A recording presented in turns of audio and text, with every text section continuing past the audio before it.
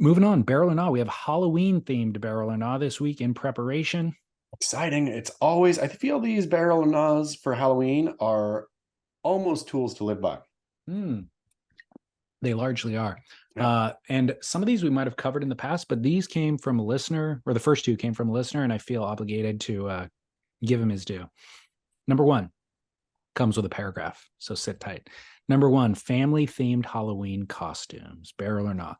My wife has been trying for years to get us and our kids to coordinate our Halloween costumes. One year, she wanted us all to be 101 Dalmatians. Another year, she wanted a Downton Abbey theme. I've never given in and thus far has avoided the shame and embarrassment. This year, however, our kids independently all wanted to be different characters from Super Mario.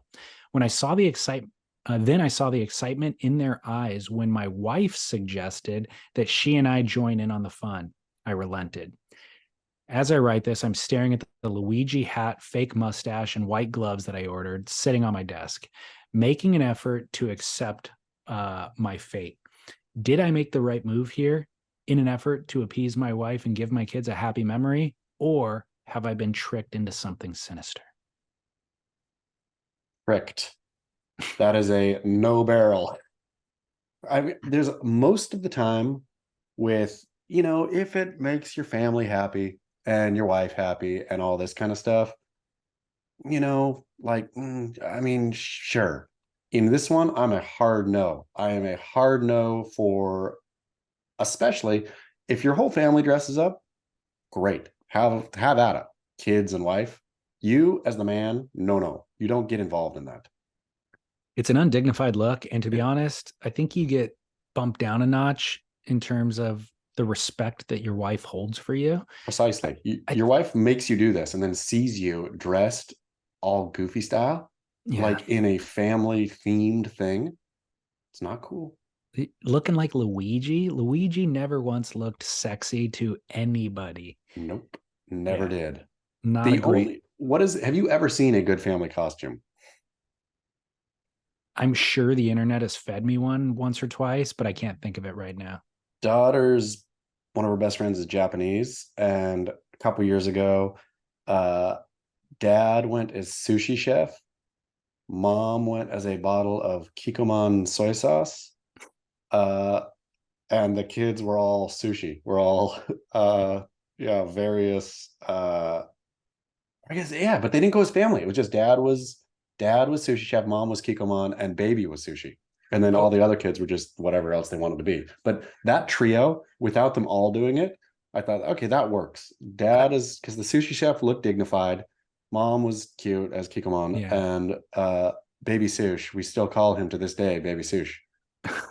I mean, I'm thinking about it now, and I have seen where like a dad and daughter are doing a Yeah. combo, and that's pretty endearing. You can so here I think we unlocked something here, which is great, is you can do a costume pairing, but you cannot do a full family costume thing. And I think the pairing has to be parent and child, but not Yeah, husband and wife. It can't be yeah. husband and wife pairing. Husband, So yeah, that it's undignified. so there's the thing. If your wife is the one telling you and she's already got a costume, your only response to that is my role is cameraman. Yeah, I will be the exactly. cameraman taking the photos of you guys.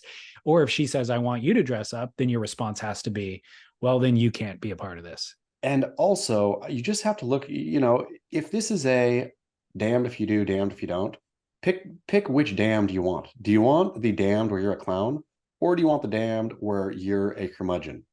Being a Yeah. curmudgeon is way better than being a clown. Let's just be honest. In It's the on brand hierarchy, for me, yeah, first of all. Like I don't have to change anything yeah. and give them what they So expect. totally. So yeah, once you give in to that kind of stuff, though, man, respect lost forever.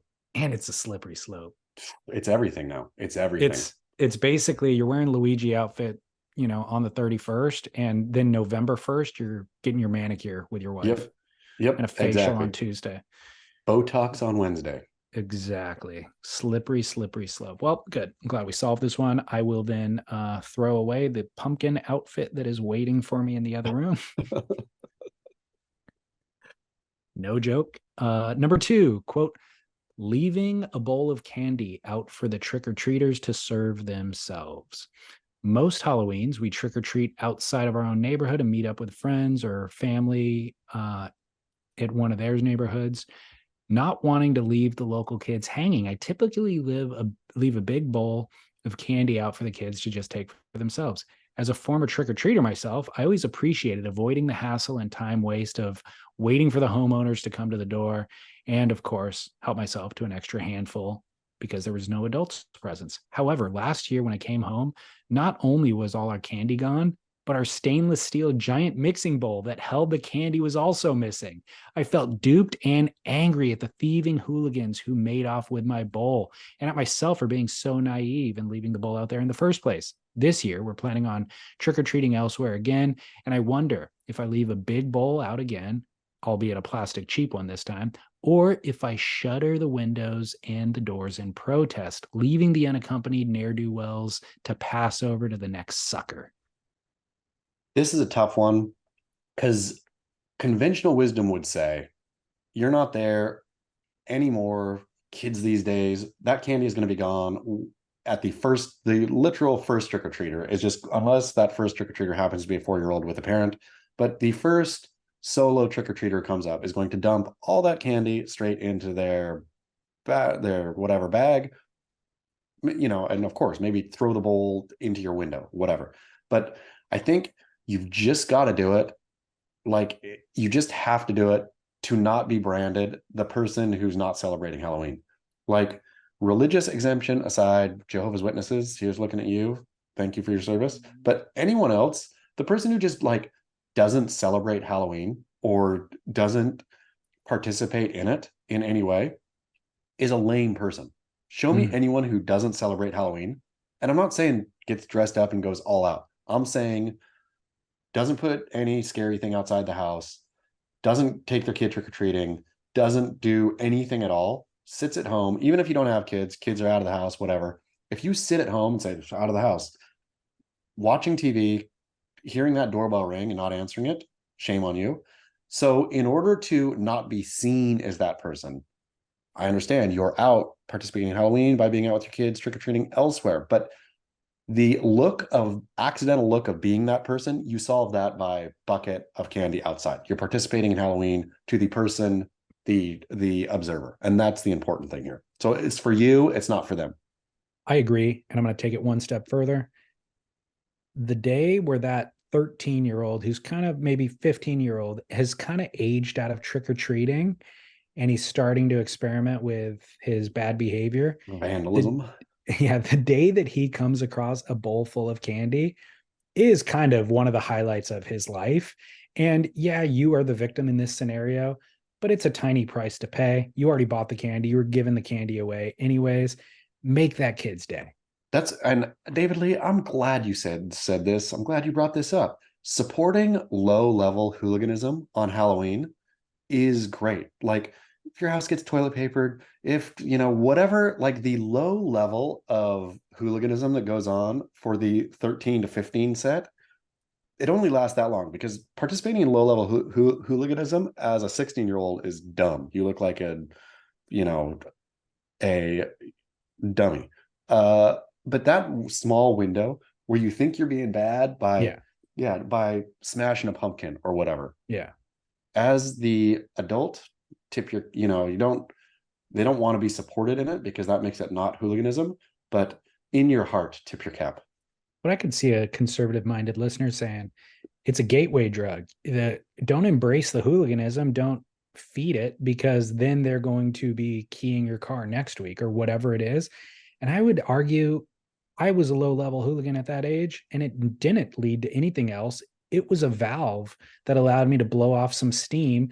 Puberty was coming on strong. I didn't know how to handle it. I wanted to act out. My parents weren't around. And so just that little tiny bit of blowing off the valve was, it was fun. I got some candy out of it. Didn't need to go any beyond that. And then, probably felt guilty about it on the next day. If you put low-level hooliganism in a dark room and deprive it of oxygen, guess what it turns into? Roy Powers dealing drugs on the North Shore. high level hooliganism. Yep, exactly. So you let that low level hooliganism right out. I prefer today when I thought of Roy Powers only for his crystal blue eyes. Yeah, I mean, I wonder how much was he injecting his eyeballs with crystal blue drugs? He Maybe really had the most darkest hair and the bluest eyes. most beautiful eyes of anybody who's ever been on tour, which It's true. by the way, probably translated pretty good to sales. I mean, I would imagine. So, but I mean, I don't know. Do you think the rough and ready North Shore? I mean, if his most of his clients were women, I could see that working. I mean, I guess I take that back. I would have bought drugs from Roy Powers because of those eyes, That's what even I'm if I didn't saying want is drugs. if I was on tour, not as a surfer, but just as support staff, clearly, uh, and Roy walked up to me and tried to sell me some drugs, and I don't do drugs, and I looked into those blue eyes, But I'd be you're like, how exactly right. much? Buy How drugs. much? Yeah. What How kind of much does drugs this you got, cost? Roy Powers? Take my money.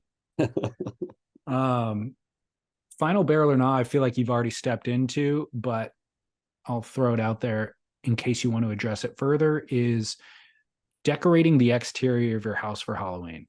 Barely. Now, okay, you did say barrel already. And the reason I bring this up is because when I was a kid, there was one out of every 10 houses, maybe, that had decorations. Now it's 9 out of every 10 houses. They're all the blow up things that you put in your lawn. We have them in our lawn. And uh, nothing brings more delight to Austin than those blow up figures. I mean, I feel that Halloween decoration has eclipsed Christmas decoration as the thing most enjoyable to a kid. It was most enjoyable to my young daughter, and it is most enjoyable now to my young nephew. Walking around and looking at the Halloween decorations, the streets that go all out. I'm always, because that's where we'll go trick or treating, right? There's the Sandcastle here in Cardiff, where that's the neighborhood that just every house you like have to, right? Like it's themed, crazy, over the top, everything. Which, and if you live in one of those neighborhoods, then you have to do it. You are obliged to do it. To be the house that doesn't do that, you are shaming yourself and your family. Um, but even if you don't live in one of those neighborhoods, you don't have to go crazy. But even just one small thing, one small scary thing, propped up that just, again, I think you're, and if you're not going all out, then you're probably not going to bring joy to a kid, but you still need to signal this family celebrates Halloween. I feel that's a Yeah. marker of importance. Yeah, I'm embracing it actually, and I never thought I would, but everything's different when you have a kid. Of course, you see it under totally different light, but I think it was more expensive when we were young and it took a lot more effort. Yeah. Like now these blow up things, you can get them I'm sure on Amazon, but definitely Costco has them, Home Depot has a whole aisle of them. They're not expensive and they're just you just put the stakes in the yard and they blow up when you plug it in. It's super duper simple and it goes a long way for the People kids. people in my neighborhood now this year I haven't seen before. They're getting like 15, 20-foot tall stuff. Like our I next door know. neighbor has like a 20-foot tall Jack Skellington from Nightmare Before Christmas down the street. There's a gotta be like 30-foot tall, but I don't know. These ones, I think maybe you've jumped the shark a bit. I mean, I like it conceptually, but where in the world do you store that thing? That's my other problem. And I had that in my notes, in fact, is there, even though it's not as expensive as it once was, there's still $30 a pop and there's 4 or 5 of them in somebody's lawn, so it's Yeah. costing hundreds of dollars plus the candy that you're going to end up buying and all that. So holiday becomes expensive, then it becomes a storage issue for the rest of the year, which if it were just one holiday that'd be fine, but guess what, you also have all your Christmas stuff Christmas stored, stuff. you have your Thanksgiving stuff stored, you have who knows what else. Here's what I'm going to go ahead and say, David Lee Scales. And we're going to solve this for others, which is going to be, let's just have two that we decorate for. Let's have it be October or for Halloween and for Christmas. If you are decorating your house for Thanksgiving, no more, not allowed anymore. Nobody needs a Thanksgiving decorated house. You don't need like the cornucopia out there. You need nothing. Throw that stuff away. I know it'll go to the landfill, but get rid of it once for all. Make a little more room for Halloween stuff. Problem solved. I want to get somebody needs to invent the blow up figurine on the yard who doubles, like transitions They from did. It's called pumpkins. Nightmare Before Christmas. What it's called. Tim Yeah, I guess Burton's so. already solved everyone's problems. People should just get their Nightmare Before Christmas stuff and leave it all the way through. Yeah, I was just thinking maybe like it had a cover, like the pumpkins, you put a cover over it and it becomes a snowman or something like that, you know. Smart, smart. I mean, I But guess you could paint your pumpkin white. yeah, Stack that's three also up. way too much effort. That's way too much effort. They rot too. Yeah. Well, anyways, Halloween is upon us, but we'll have one more show before we get there. So maybe new Barrel or Nos will come in.